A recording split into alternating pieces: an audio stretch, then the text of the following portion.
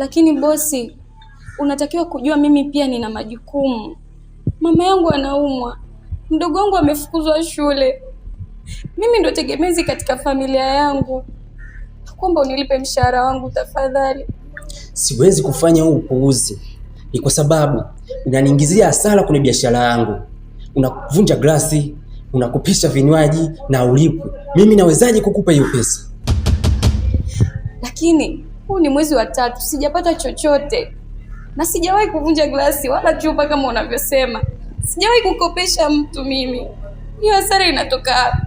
Nishasema sina hiyo hela kukupa. Naomba unione huruma tafadhali.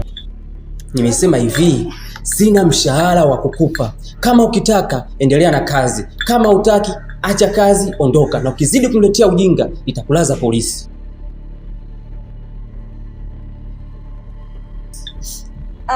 Polisi? Sasa kukosa gani? Kudai tu mshahara wangu. Nilidhani wewe ndiye mwisho wa safari yangu. Nilidhani wewe ndiye jibu la maombi yangu. Nilidhani wewe ndiye mwisho wa safari yangu. Nilidhani wewe ndiye jibu la maombi. Naweza kutoa milioni 2 na lakini nilidhani wewe ndiye mwisho wa safari yangu. Sawa, unaweza kutoa namba yako. Nilidhani wewe ndiye jibu la maombi yangu.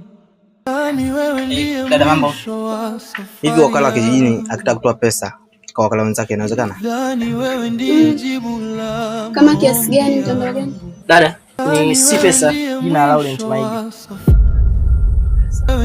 Ni si pesa na hii ni milioni 2.